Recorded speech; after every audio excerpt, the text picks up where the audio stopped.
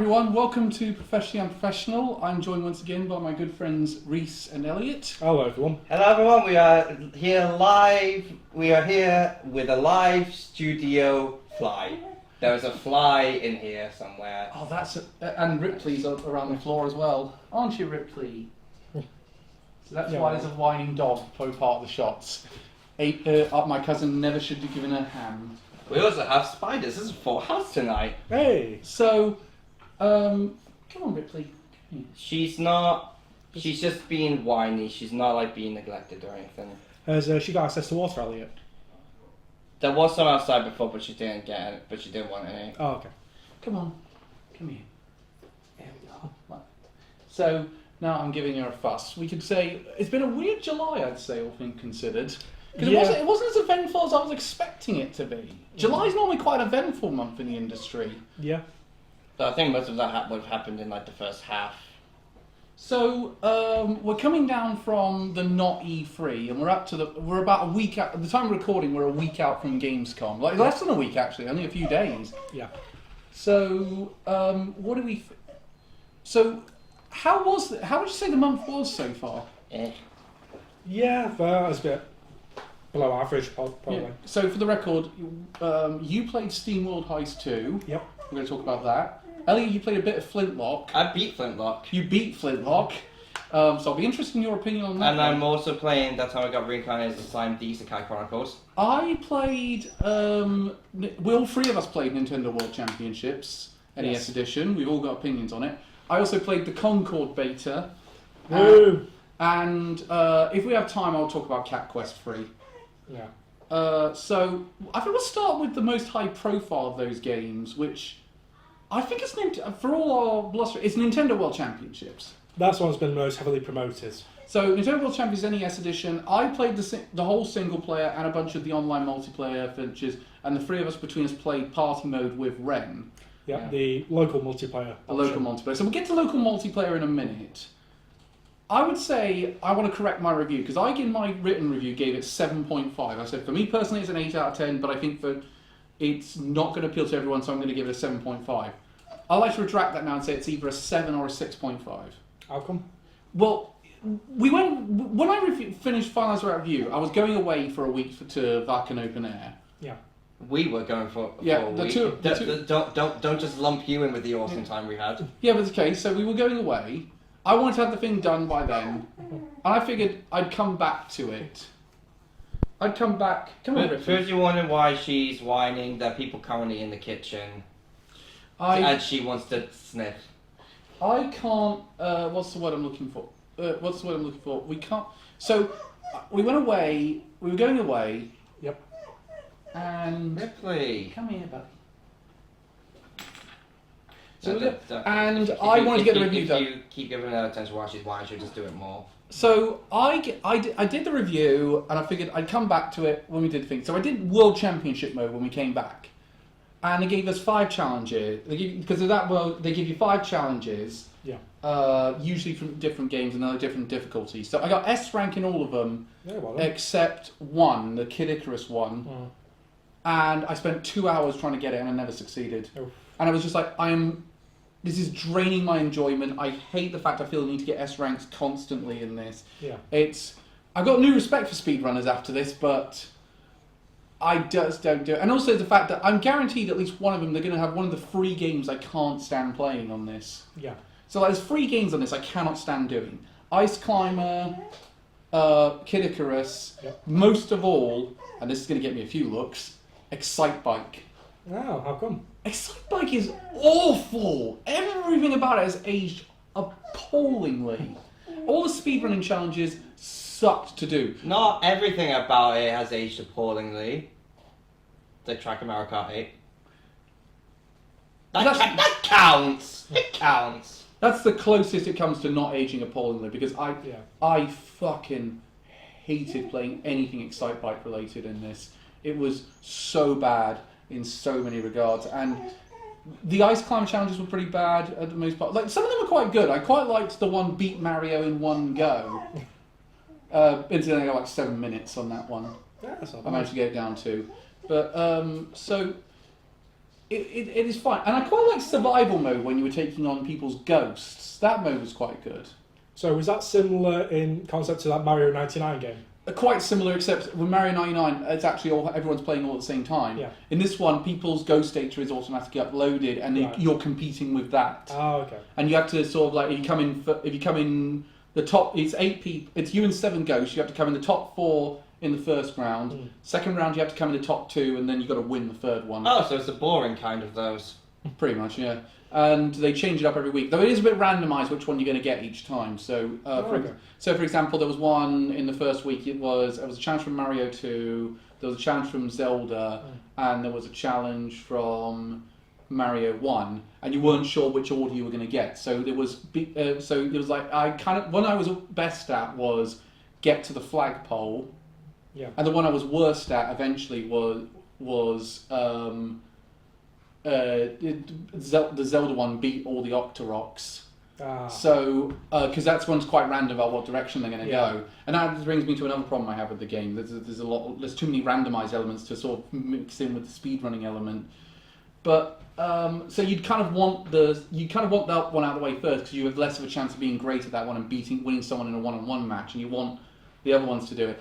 But and I did well in some of the World Championship modes in the first week. Like I came in like top 16 in people born in 1990. That's really for good. one of the challenges. I can't remember exactly which. I think it was actually the Super Mario 2 one, which was get the key to the door, and that one where you got the genie with the magic carpet business. Oh yeah. So that's the problem. Is though again, there's no motivation for the single player. Yeah. Once you do, because the one thing I was thinking was maybe I should try and get an S rank and everything, and then I realised, no wait, I don't want to do that because they might come in World Championship mode, and that won't count to my World Championship leaderboard. Right. Then, so I'd want to save trying to get an S rank until I actually got it. Also, they never brought up any of the fucking Kirby ones, which is one of the ones I'm actually good at. They never showed up. But there was a whole bunch of things like that. It was just a case of there's no motivation to do this as a single player experience. Because did you unlock anything in game for getting all S ranks? If you beat every single challenge, so like you beat it, you don't have to get a rank or anything. You get legendary challenge where you have to beat all the legend mode challenges in one go. So beat Mario in one go, get to the top of the thing in the fastest possible time, get to the top of the thing before the planet explodes in the fastest possible time in Metroid. I can't remember what the Mario 2 one was, but you have basically all the legend challenges you get at the end. There's one for each game. Yeah. You would get all of those in one go, and you try to beat your time for beating all of them in one go. Yeah. I never bothered with it. It was so... Because you've also got to check, like, they give you, like, these Nintendo Power issues to explain what things how to do it on. Yeah. And some of them are quite useful. Like, the Mario one's quite useful. It says, this warp pipe takes you here, this warp pipe takes you there. Yeah. But some of them are like, this doesn't help me in any way, shape, or form. You've not done... You've just basically said, given me what the basic understanding of this challenge was. So some of them haven't aged well. And I said at the time, but Elliot had a counterpoint to this, I would have rather they did it as like a multitude of systems. Like we had a bit of SNES and N64 on there. So rather than just be limited to the one console. To one console. And I hope they do more for future consoles like SNES and N64. Like I'd love to do like Donkey Kong Country challenges. I don't think that will work. Why would it not work, do you reckon? Because the NES is more suited to sort of bite-size, those kinds of bite-size mini games. If you do other consoles, it won't work as well. I can think of a few bite-sized ones you could do, like say Mario 64, for example. You know the one, the Chain Chomp star. Yeah. Get that as fast as possible. But that's again. I would actually bring up another point though. If you're doing Mario 64, which version of Mario 64 would you use? Because there's one that actually does aid speedrunners. And would you want to have that one in? Counterpoint to you suggesting that one. That's like a 30-second one. That's not like bite-sized. Well, I would say not all of them are bite-sized in NES edition. Some of them do take a little bit to do. Yeah, and I don't like those ones. Like beat Mario in one go. Why don't I just fucking play Super Mario Bros? And the other thing I would say though is there is some good points to it. However, I want to bring us to the version that we all played, the offline multiplayer. Yep. Which a lot of reviewers were saying that was the best part of the game. I'm going to disagree with them. I think it's not very good. The first thing I said when we were playing it was, when does this get fun? Mm-hmm. I think the biggest problem I had was, with survival mode, you're allowed to big up one of the screens so you have a better screen size for the mode you want to play. In that party mode, that doesn't happen. And it's like the screens are so small. Yeah, they don't work around the aspect ratio because it's 4 screens in a row rather than just 3/4 of a TV screen. That would have made more sense, wouldn't it? Like, Yeah. imagine if they did that. I would have felt. Also, it really favours the people who like playing NES games. So, like me and you were dominating that one compared to Reese and Elliot. No, Ren and Elliot. Yeah. Get the Amigos right. It's only been 7 years. So, like, was there anything about like the multiplayer challenges? There were some good ones in there. Like, I liked the one. Like, I would have liked to have done the ones which some of the legend challenges if we had time for that. But Yeah. there was some good ones. Like, I like the first time speedrunner one. That one was a good one to let sort of ease us into it. I liked some of the jumping based ones. I liked the 1980s based one. Yeah. It's just not real. Like, another thing I think they could have done to make this a bit better is if they called up some third-party companies and got things like Rad Racer and Tetris in there. Yeah. I think they would have made more sense. Like, here's the other thing about it as well, though. I thought, like, compared to like the Nintendo World Championship cartridge you get in Real life. in real life, so you know the one they used to make. Yeah. That one I think would have been more fun. Yeah. Like, as they sold that as like a bite-sized game you could get on the eShop. But they did loads of different ones for like different consoles. Like, here's the SNES one, here's the N64 one, here's the Wii one. No, but it's a counterpoint though. If you did get a physical version, I'd also want a physical replica Power Glove to play with, like in the film The Wizard. Well, it's so bad. I just to be honest, it was a case of though when I came back to it after a week of being off it, I was like, I'm not having any fun with this anymore. Like, this is great for like a couple of weeks, but then the novelty wears thin. And to Elliot's point, I think he is right after with the SNES ones. I think, why am I not just playing the SNES games on NSO? Like, why am I not playing Donkey Kong Country or Donkey Kong Country 2 on NSO? Because those games are so well made. Yeah, that's the problem with this game. It's the fun you have with the game depends entirely on how fun the games themselves are. Like who the fuck has fun playing Ice Climbers? Yeah, I've never had any fun playing it. All I can say is the only good thing that came out of it was we got a cool character in Smash Brothers. Yeah. So what is the... incidentally, though, you guys didn't buy this one for yourselves in the end. No, we just joined you for the local multiplayer for the review. Because I knew I wouldn't like it, and I was right. Yeah, you were absolutely right. And here's the thing. Do you think if they had a wider range of consoles on display, it would have been any better? No. Well, it just really depends on the person, because not everyone's big into speedrunning. I must be honest, it's really put me off speedrunning now, because it's just the case of I was having less and less fun. I like having time to think about what I'm doing and that one. Like, the only game where I think I do enjoy speedrunning is Sonic, but that's kind of baked into the design of those games. Like, so I think we'll all agree it's for some people, but it's not for us. Yeah. So we'll move on to Elliot, your game, Flintlock. Yeah. I downloaded it on Game Pass.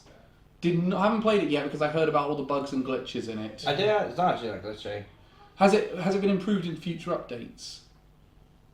The only time I played was during the first week. I didn't really run into many glitches. Okay, so you got a bit more lucky than some people. I guess. What did you think of this game? Absolutely nothing. Nothing whatsoever. I felt absolutely nothing while I was playing it. Is this the most dull?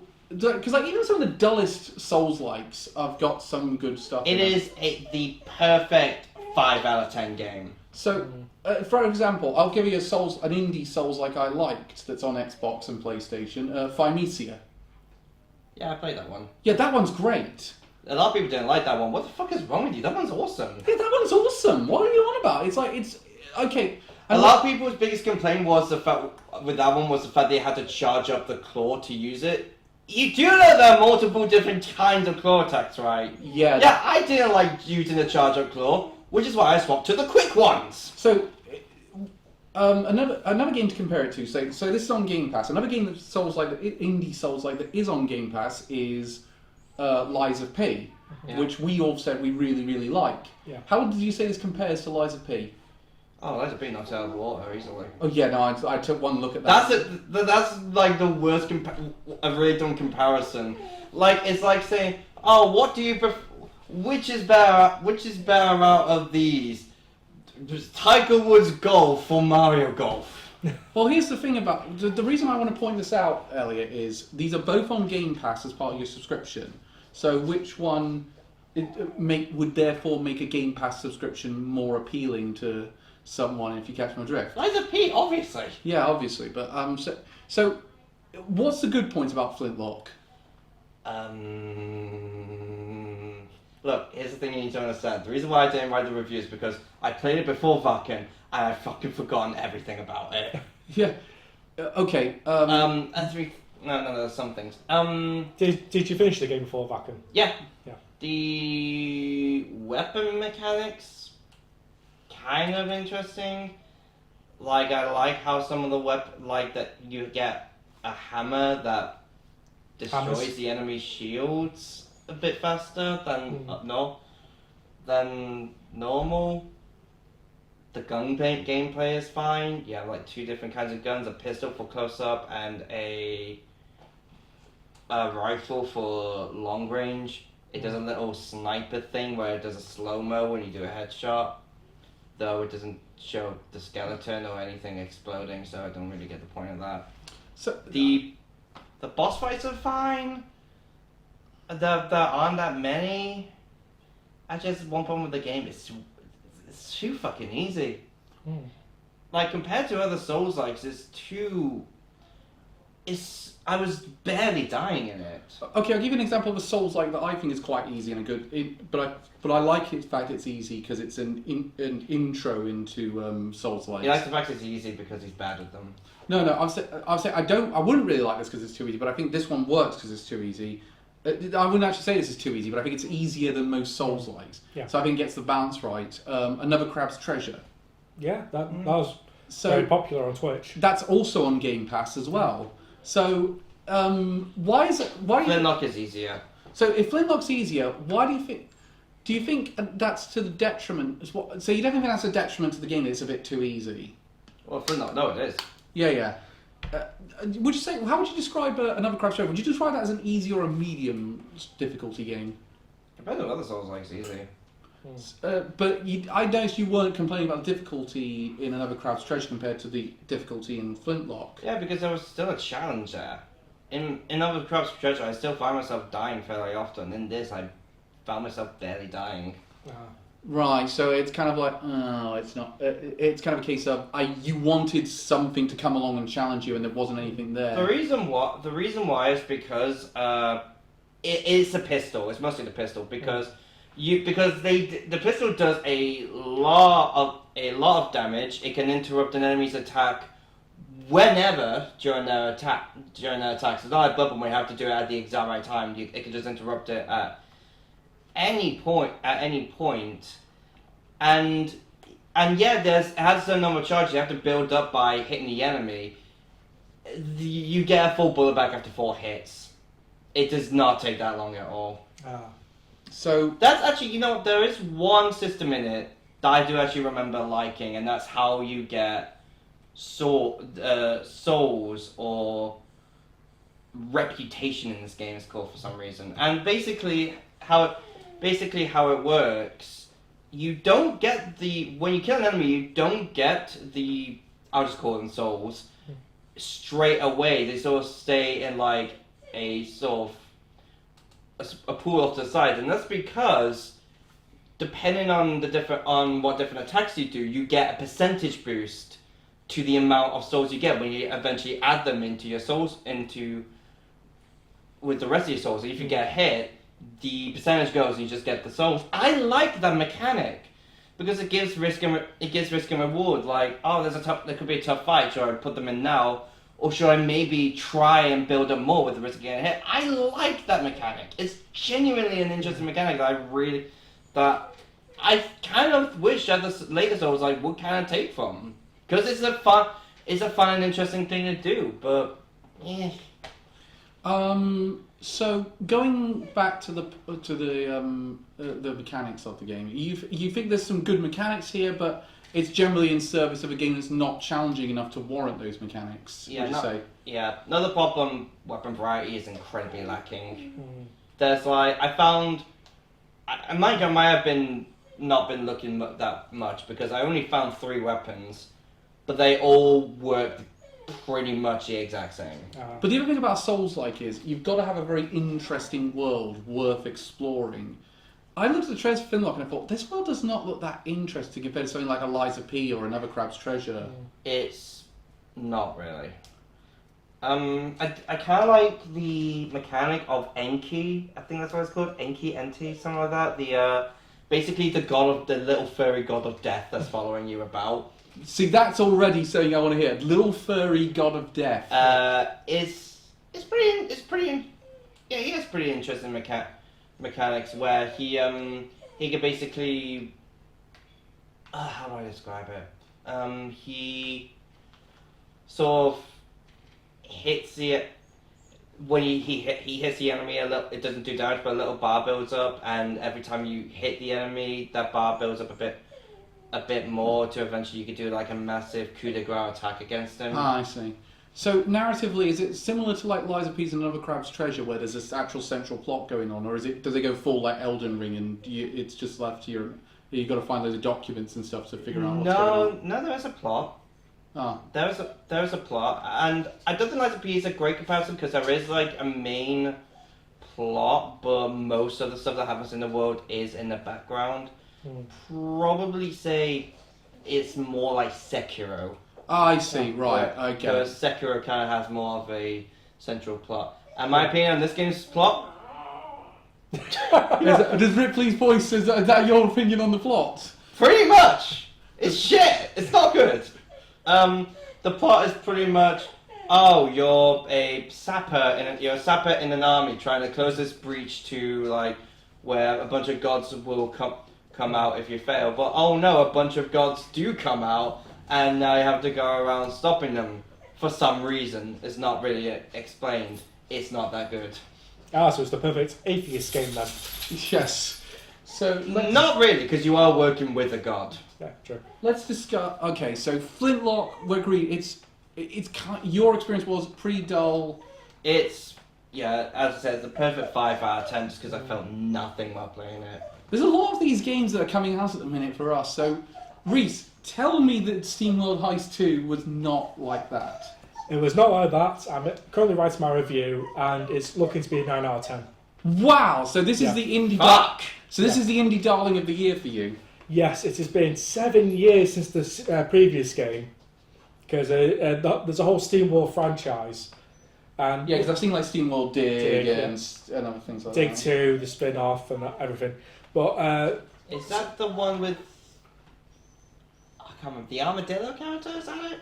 No, SteamWorld's all about steampunk robots. Okay. That live and work, and so this game is set in the several decades after the previous Heist film, where you're trying to survive on this shard of Earth because Earth had been destroyed prior in the timeline.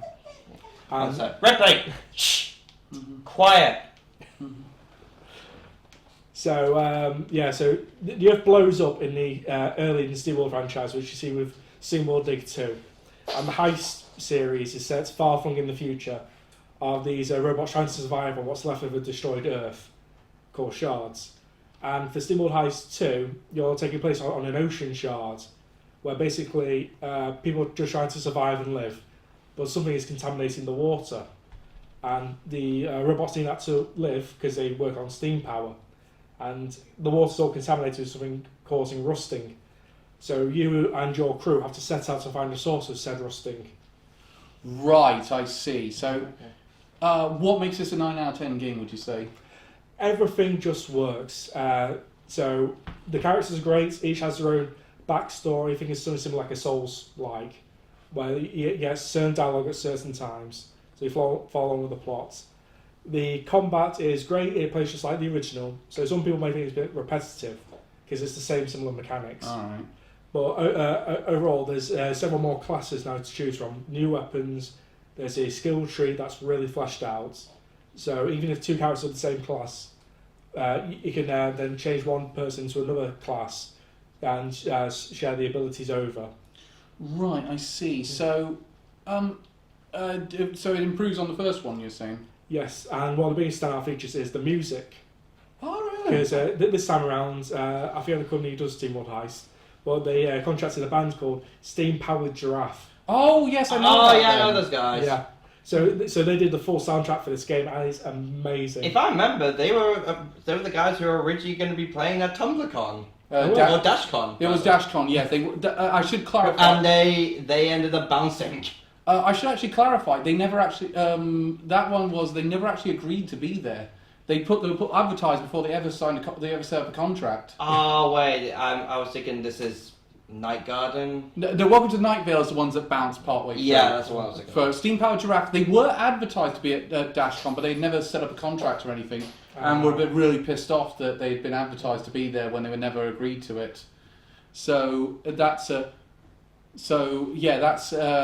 you about the people that were running that convention. We already know all the stuff that was with DashCon. Yeah. Anyway, so great band. They do a full album that's up to listen on iTunes or Spotify, because I've been listening to it on Spotify, and it's basically folk music meets sea shanties. Which I would have thought, given the setting. setting. Flog and Molly. Yeah, pretty similar. In tone at least. I would say how long is this game gonna last you? So I finished it now on the medium difficulty. It took me 19 hours. 19? That's a good amount of time, I think, for it. It doesn't overstay its welcome.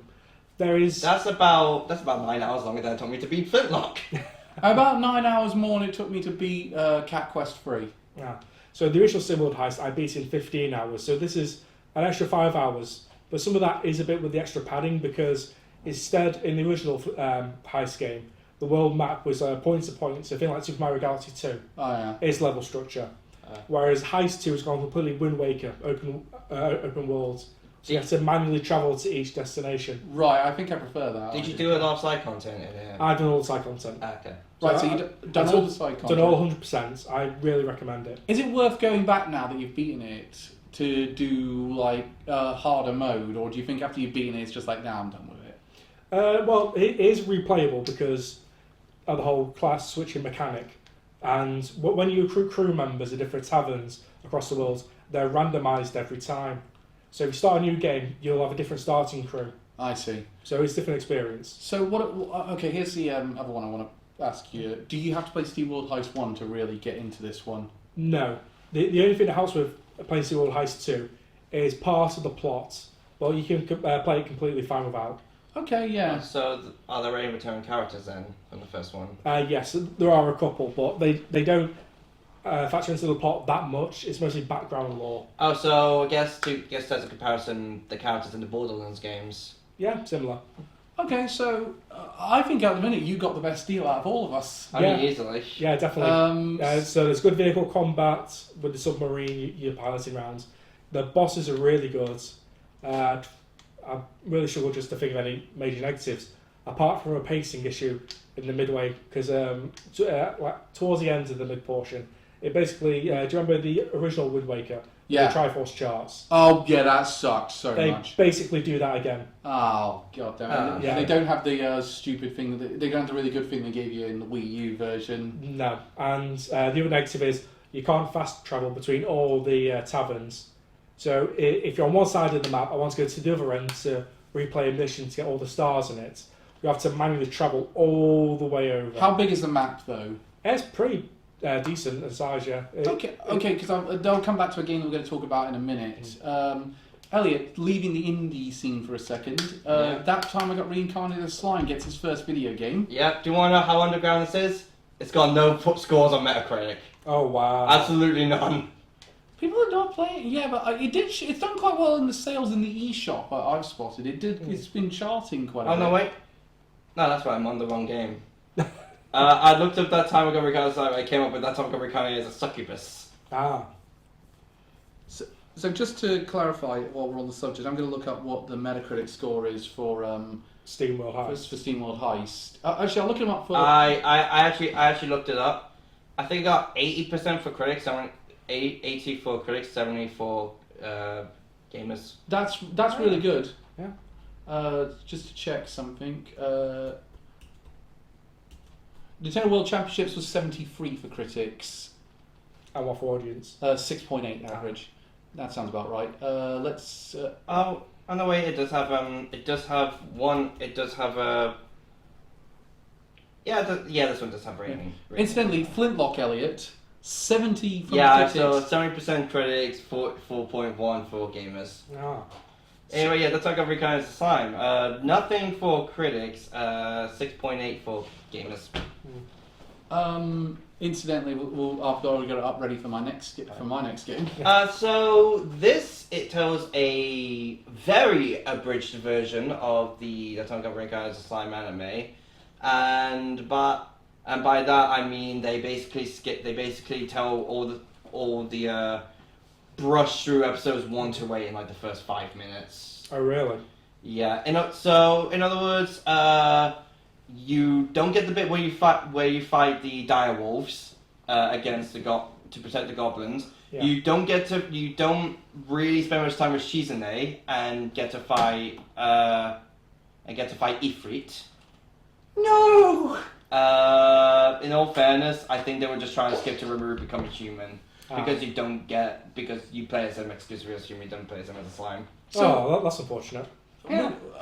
So here's the thing I want to... I'm not a big fan of the whole abridged plots games when you get anime games. I much prefer they do their own thing or something like that. So this one actually does. It kind of. It basically does tell a sort of has its own sort of mini story that was actually written by the light novel writer. Basically about a goblin who didn't evolve into a hobgoblin but evolved into a bugbear. Okay. and is essentially going for revenge against the direwolves.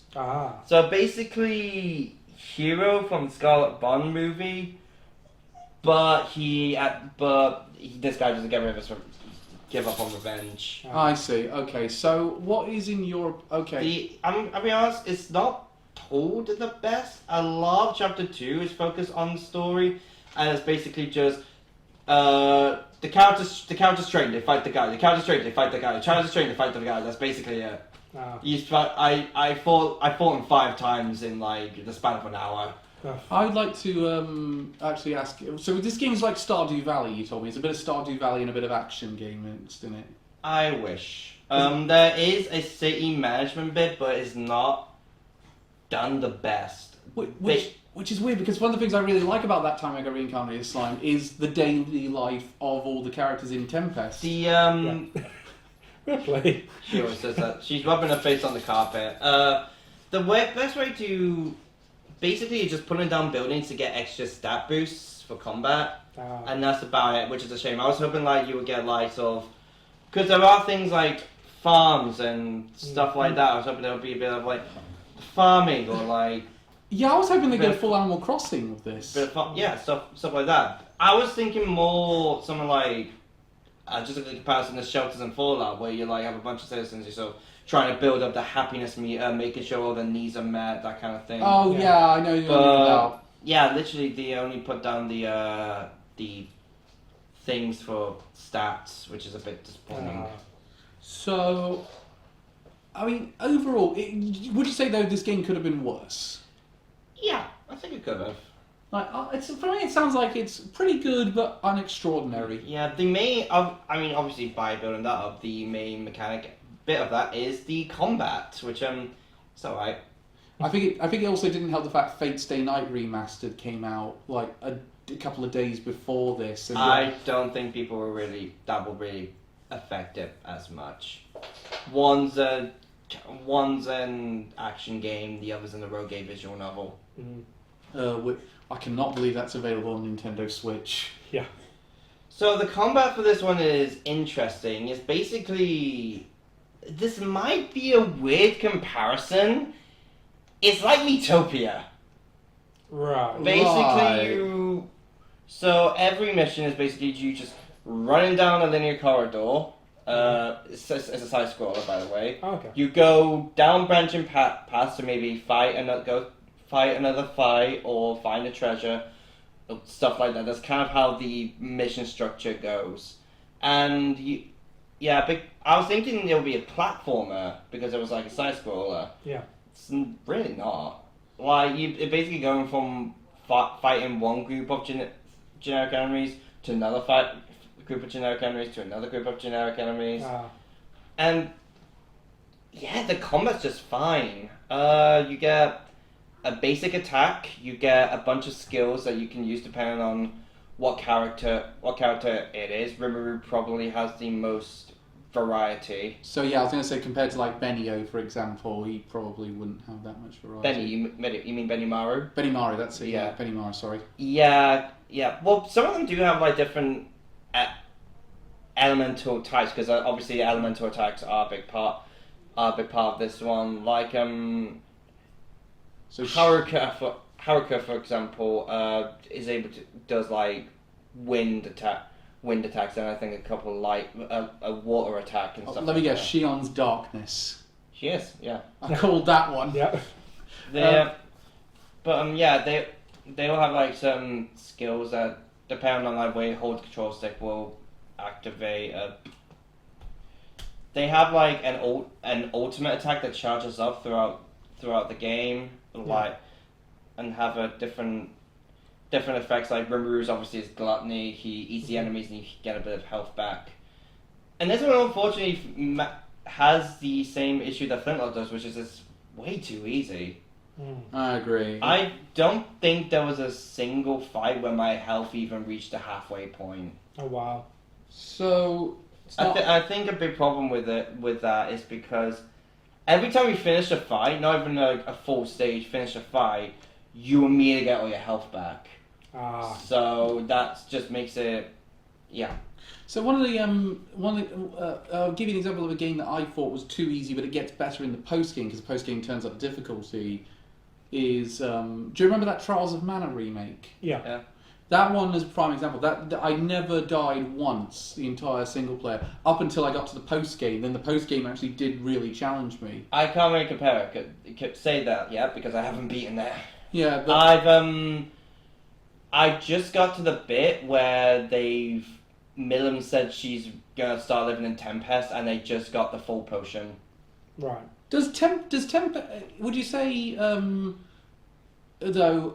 Do you think it would have been better if they had gone a bit for the sort of the side parts? They'd gone a bit more full Animal Crossing on this. Yeah, I'd say so. As I said, I was expecting it to be sort of like Fallout Shelter.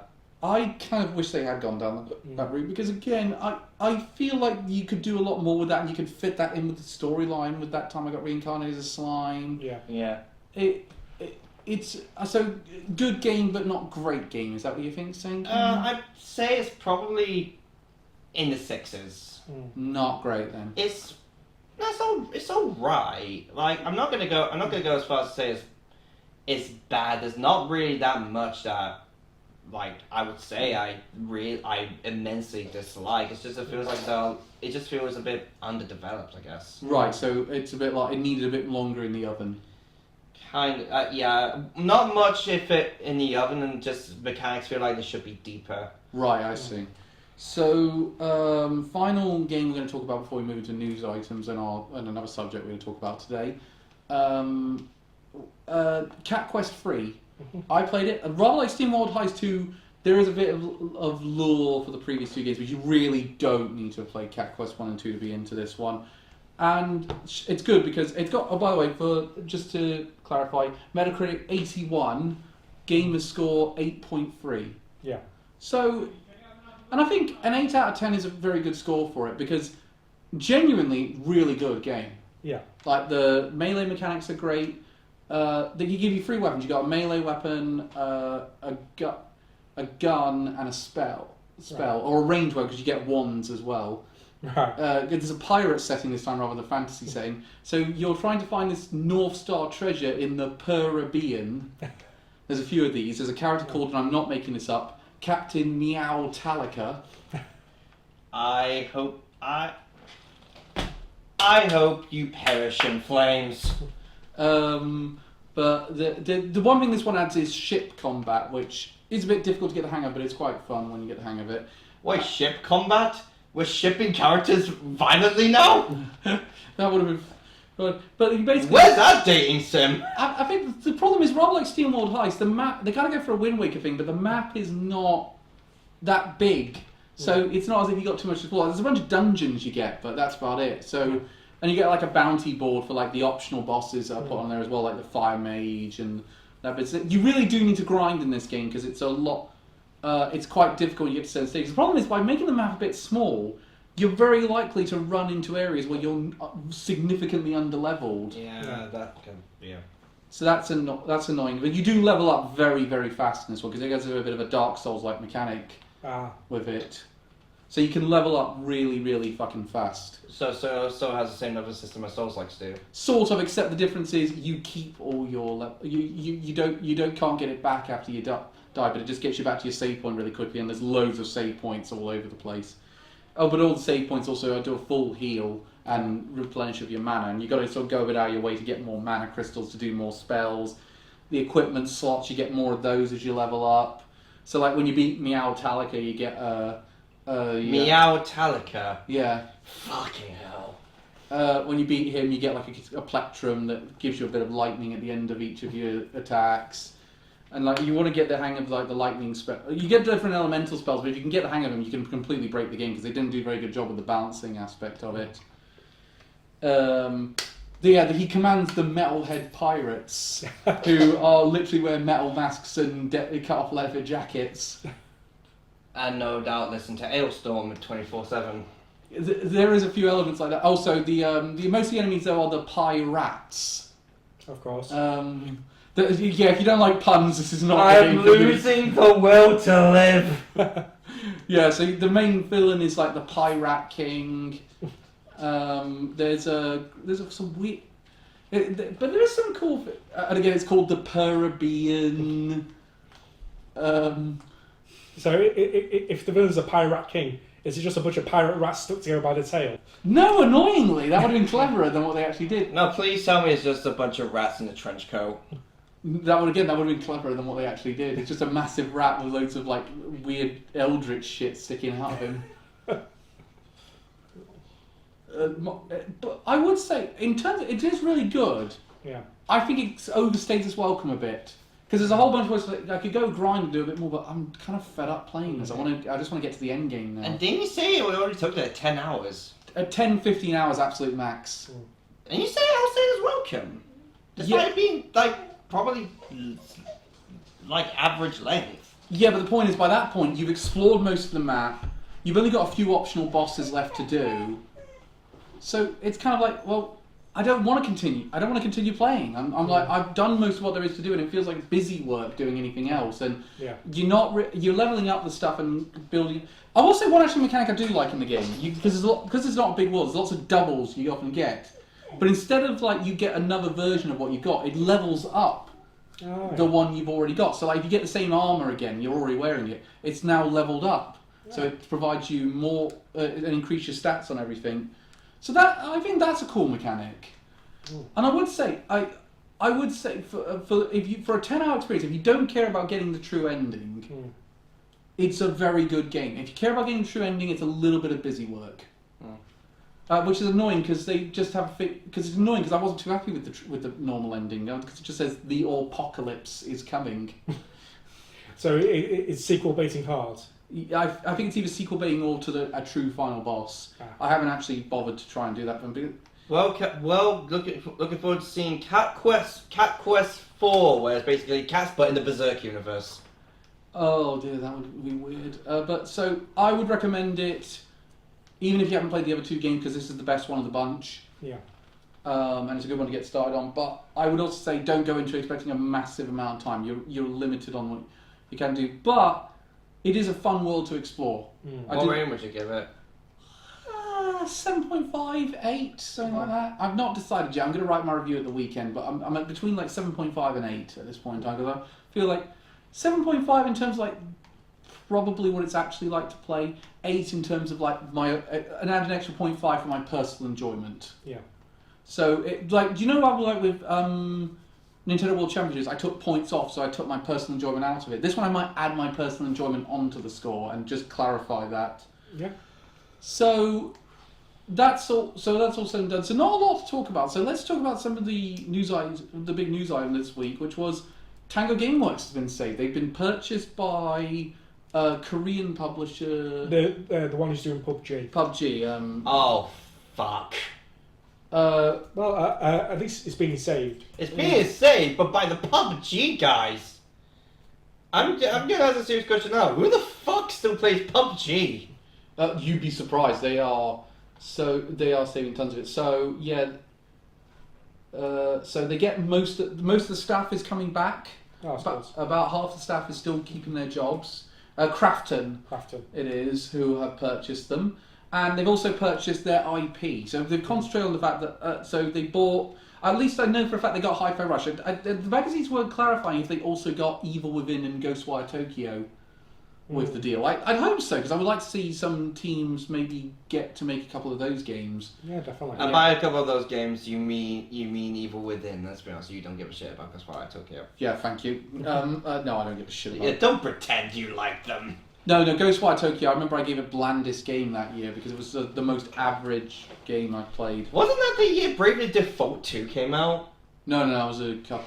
No, oh yeah, actually, I think it was actually. You voted that over Bravely Default? At least with that game, I actually had a bit of enjoyment. So, I mean, this is good news all round, I would say.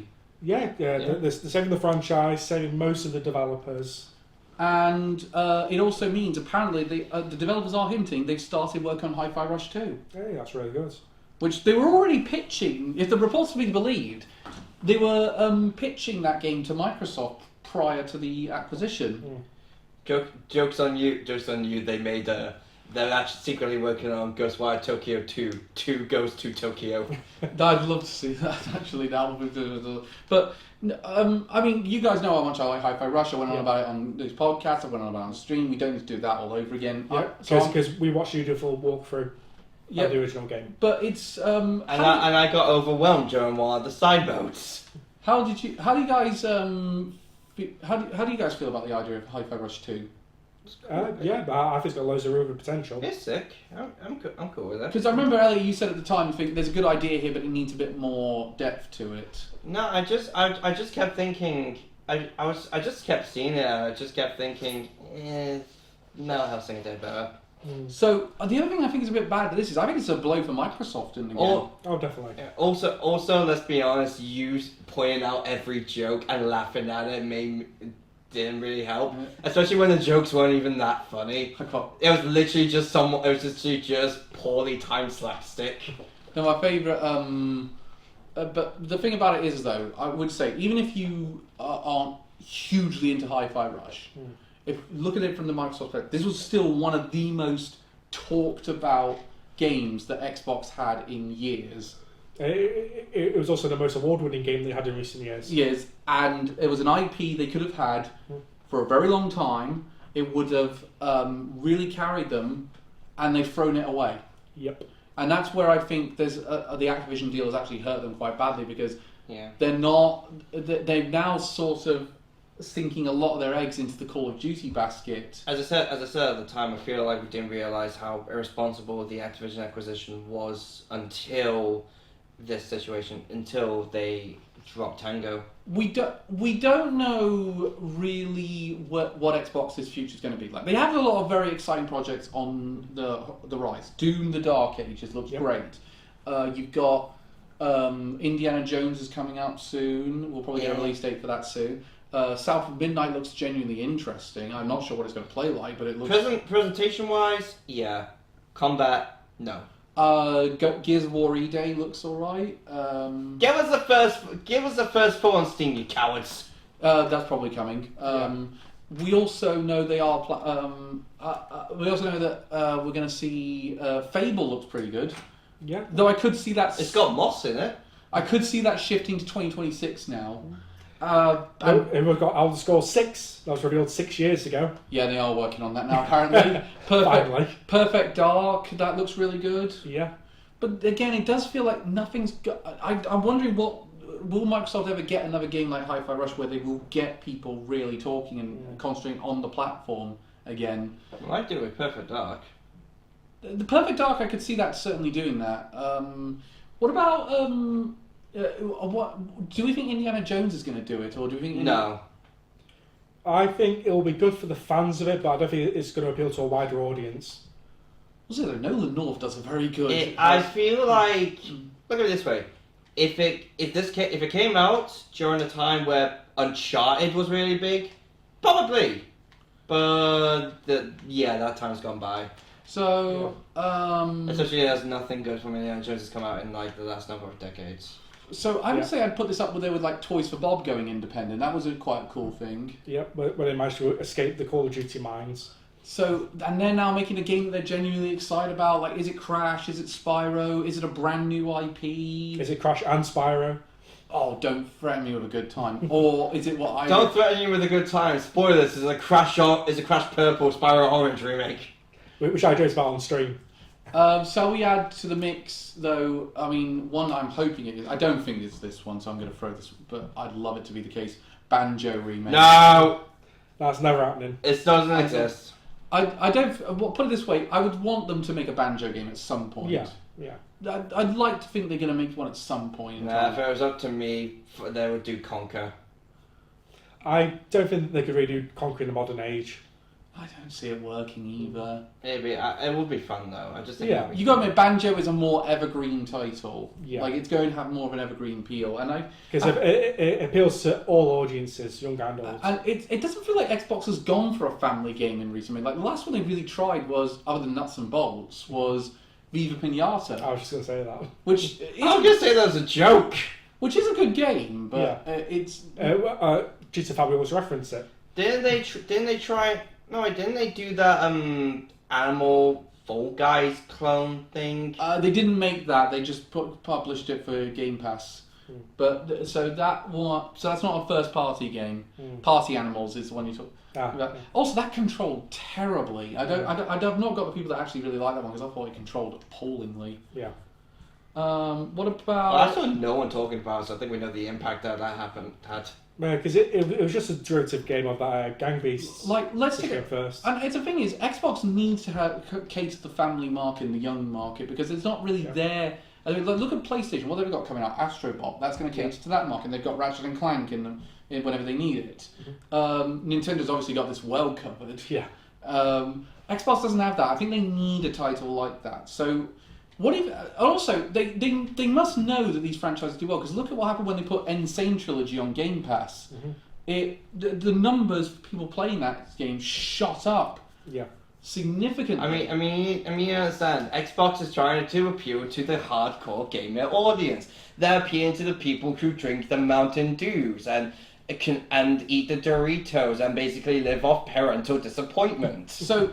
What game do we think goes next onto Game Pass from the Activision merge? Because we've had 3 games go on so far. We've had Diablo 4, we've had Call of Duty Modern Warfare 3 remake version, and we've had now Crash Bandicoot Insane Trilogy. I think it's got to be Spyro next. Spyro Reignited Trilogy, I think, goes on to What's that? Round. Oh, no, sorry, Reese. It's also the same with the t-shirts, I noticed. Oh, yeah. We've only been doing this for 7 years. Yeah. So let's discuss. There you go. So I mean, that being said, the one thing I really want to do soon is get the backwards compatibility team back on the cards and get them making some of these old Activision games, like that Transformers one you like. Fall and War of Cybertron. To get those back, because the backwards compatibility on Xbox is really good.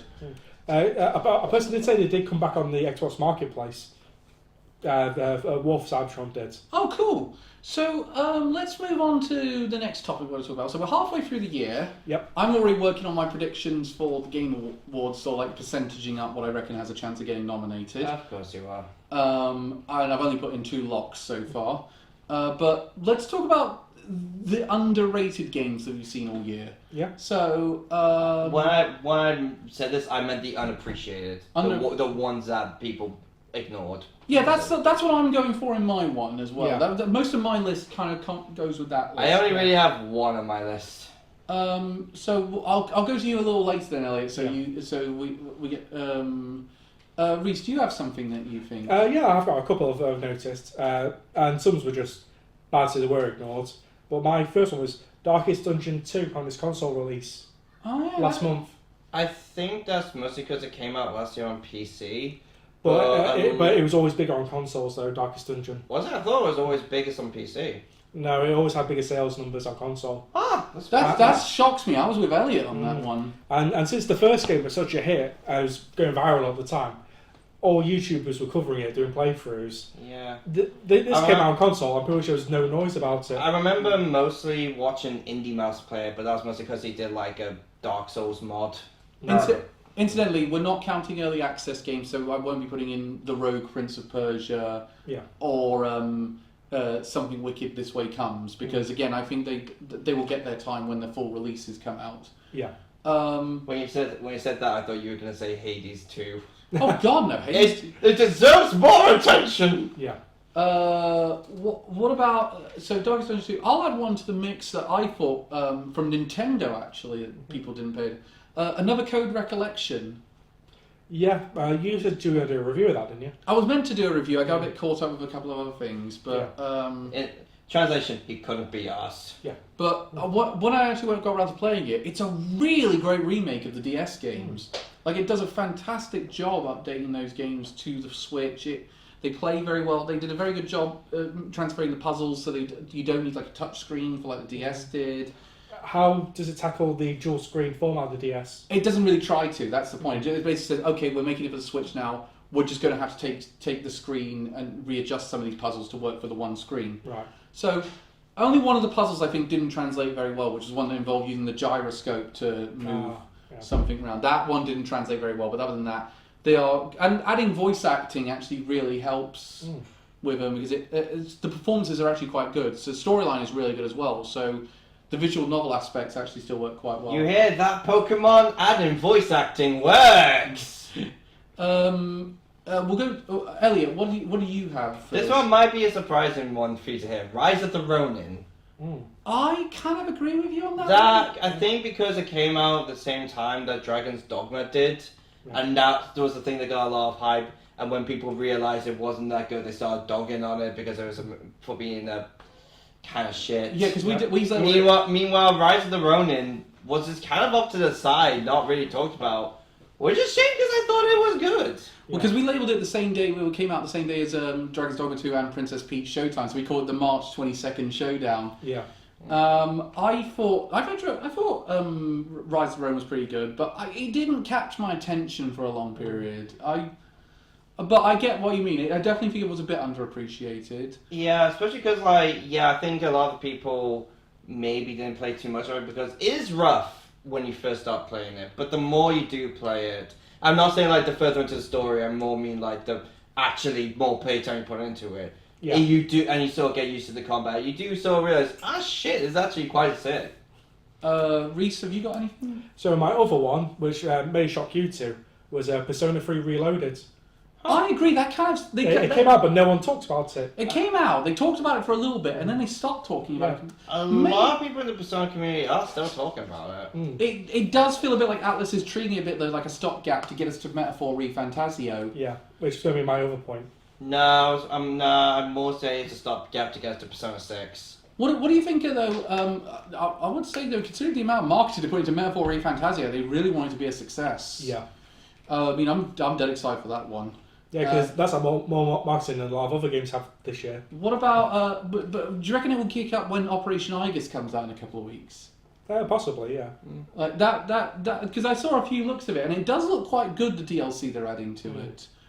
But the thing is, when they finally did add DLC to it, they showed it off in one of these Xbox presentations.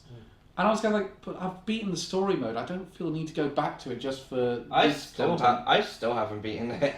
Which is interesting because you're the massive Persona fan. I'm a massive Persona 5 fan, not massive Persona as a whole fan. And the main reason why is just because in a later game, once you sort of like max out all your social stats, there's not really much to do. Yeah, Persona 3 is not as great in the late game compared to Persona 5, and even Persona 4, I'd say. Persona 4 does pretty good with its late game. And I remember a lot of people did say they would have preferred a remake of Persona 4 over a remake of Persona 3, but I think this does... Honestly, I'm more happy we got a Persona 3 remake, just because I saw the underdog of the series. I agree, and I think it would lead into a Persona 4 remake down the line. Yeah, definitely. Probably like, I'd say we get Persona 4 remade between 6 and 7. No, I agree. It's after Persona 6. Yeah, after 6, obviously. Actually, do you mind if we do a little mini speculation a bit? Do we think Persona 6 is PlayStation exclusive at launch, or do we think it's multi-plat at launch? That's tough. At launch itself. At launch, so the day it comes out, is it PlayStation 5 exclusive, or will it be on Xbox Series X and, let's say for argument's sake, Switch 2? I think it'll probably be PS5 timed exclusive. You're going timed exclusive for PS5? Honestly, probably same.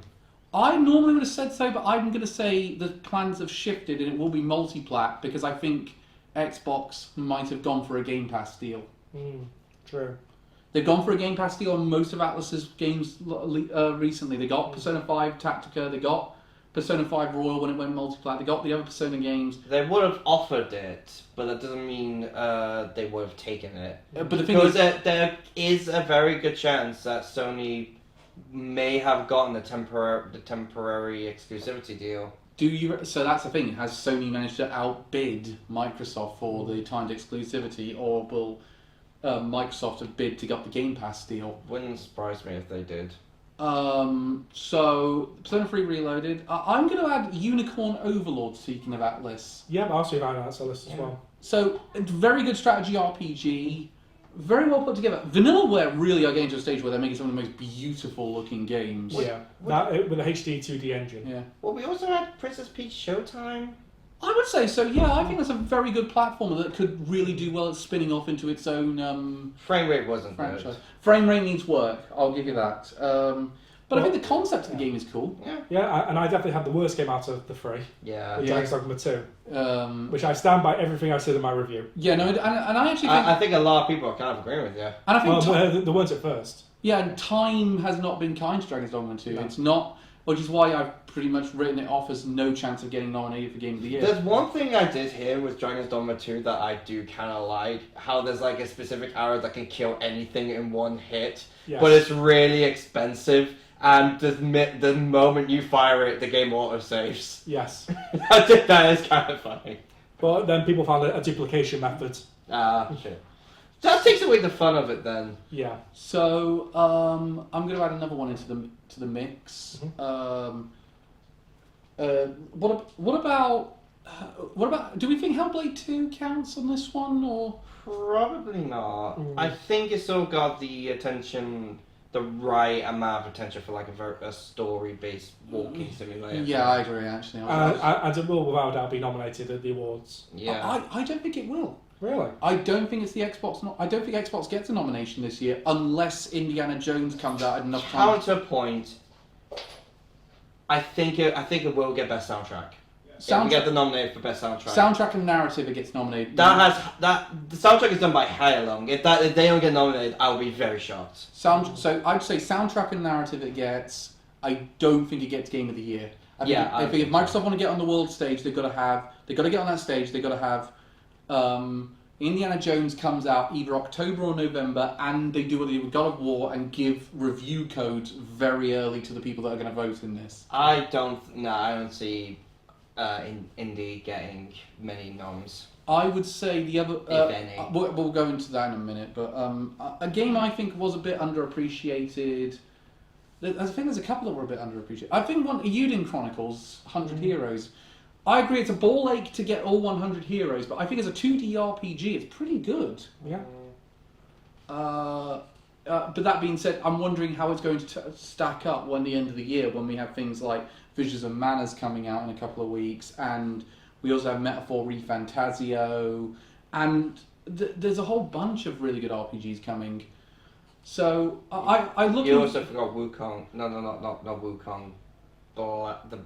The monkey game. Black Myth. No, Black Myth Wukong's coming out in a couple of weeks. Yeah. It's not out yet. I thought we were talking about games that are coming out. No, we're moving on to that one. We'll move on to that in a minute, but. We also have the biggest game we got to talk about. The first ever quadruple A, Skull and Bones. Oh, Jesus. That's so much marketing. And now no one plays it. It's been such a disaster for you. Now no one plays it. No one ever plays it. There's a few players at launch. Put it this way. I like my pirate shit. Yeah. I didn't want to play this game. Well, so you weren't enticed by the first quadruple A game? But the thing that bothered me about it was that I'm never going to get out. What's the point of creating this avatar? I never get off my ship half the time. I'm not exploring any of these islands. Yep. You've just basically given me one of the one. I did quite like Assassin's Creed 4 Black Flag, but I like the idea of exploration, not just the ship combat. Yeah. So, I feel like I feel like it's been a bit of a down year for games so far. I feel like the second half of the year is going to pick things back up in a bit. But yeah. What games are we most anticipating for the rest of the year at this point? Because the one I have in my head is the three I have in my head are Legend of Zelda: Echoes of Wisdom, Yep. Metaphor Refantasio, and Astrobot. Yeah, surprisingly for me, Astrobot's the big one I'm looking forward to. Yeah, Astrobot I'm very looking forward to. Because I played so much of the demo for the PS5 when that first came out. Elliot, you must be excited for Black Myth Wukong because that looks so up your street. Looks cool, yeah. If it does come out, because there's not been any announcements for a date change, maybe Phantom Blade Zero. Let me double check because I think that did announce a change in its release date. We have Phantom Blade Zero. Let me check here because I swear I heard that it was moving to 2025. Yeah. No, the last time Phantom Blade Zero came up was the fact that the developer said nobody needs the Xbox platform. Well, they ain't wrong. Yeah. And they've also said it's not a Souls-like. Yeah, it's more of a Devil May Cry style game. Yeah. But Phantom Blade Zero looks amazing. Yeah, so Black Myth Wukong is still due for the 20th. Yeah. So 4 days from now. Anything else we're really excited for that's coming out of the year? Well, Cal, you've got Concord on the 23rd. Yeah! Oh yes! Oh yeah, and we never talked. We completely forgot to talk about the bloody beta. That sum it up simply. It's shit. Yeah, it's Move bad. on. It's pretty bad. It's pretty dull. It is a pretty dull game. But I think we're in for a good second half of the year. I mean, if you got Indiana Jones, you got. You're probably the only person who's talking about Indiana Jones. Let's be honest. That's pretty cool. Yeah, you talk about Indiana Jones more than Microsoft actually is. Well, they're going big with it at Gamescom. They're going big with it at Gamescom. You'll get one new trailer. Oh, and the game Ben's looking forward to, Space Marine 2. And Dragon Ball Z Sparking Zero. Oh yeah, Dragon Quest. Got a new Dragon Quest. Oh yes, excited for that. Dragon Quest 3 HD 2D. I loved that. Gundam Breaker for you, Reese. Yep, and then Star Wars Outlaws 2 days later. Okay, how are we all feeling though about how we feel about Silent Hill 2 remake? My hype level has gone down since those recent trailers. You remember that very weird yawn before that Ripley did? Yeah. That. I would say I'm just not caring about it as nearly as much as I wanted to. I would say I'm enthusiastic about it, but overall though, game we most cannot wait to get our hands on for the rest of the year because it's a tie between two games for me. What 2 games are those for you? Astrobot and Metaphor. Yeah, mine is mostly between Gundam Breaker 4 and Astro. Of course. And both games are robot-based games, of course. Maybe Dragon Quest. I was about to say Dragon Quest looks so up your street. But yeah, I remember. How are you feeling about the HD 2D engine? Because I remember Scott the said he thinks it's being a bit overused. Yeah. And we're getting too many of these. So, in all fairness, I'm pretty sure this was in development since like Octopath Traveler. Yeah, this has been in development. We've known about this one for a long while. We've known So about I feel it. like it's doing it because it started that way, not because it became a trend. Yeah. I agree. So I would say I'm really looking forward to the rest of the year. I'd say at this point in time. Yeah, we've also got the Super Mario Party Jamboree on the October. yeah. I'm dead excited for that actually. Yeah, Yeah. especially considering they're adding like Mario Party 4 guys to the mix. Yeah, so that's going to be some fun. Well, that's a stream idea. Yeah, I genuinely think it is actually. Especially now we've got the capture card. So what? Okay. We'll probably come back in August. I'll give my full thoughts on Concord then. Yeah. Because I'll have access to a couple of extra modes. I'll play it over one weekend, and then I'm going to be done with the fucking. You're giving it an entire weekend. It's your funeral. When I say entire weekend, I mean a couple of hours each day of the weekend. Yeah, because I'm pretty sure me and you are going to get more use out of Marvel Rivals. Oh yeah, Concord. Marvel Rivals actually looks pretty good. And it's actually a good reviews, Yes. unlike Concord. Unfortunately, but September. So we're doing the next one in September. We might have enough to. Also, Astrobot's going to be a talking point. Oh, I'm so looking forward to that. So, are you getting Astrobot, Elliot? Yeah. Oh, well, I'm just not. I'm just not as hyped as you two are. Yeah. So Astrobot's. We'll talk about Astrobot. Yeah. We'll talk about Concord. So, which one of PlayStation's two big gambles for the rest of the year has paid off the most? Yeah. We'll obviously talk a bit about and of course, Black Myth Wukong to talk about. Yep. I get the review job. Fuck you. Star Wars Outlaws we're going to talk about. Yep. We will. Well, because I'll be reviewing it. Yeah, because Reese. I'm so sorry. Reese took the bullet, and depending on when we get it out, we'll discuss whether we're going to talk. We'll probably end up possibly. When's Legend of Zelda: Echoes of Wisdom coming out? That's not until late September. Yeah. I'm pretty sure it's like 26th. Let me double check that.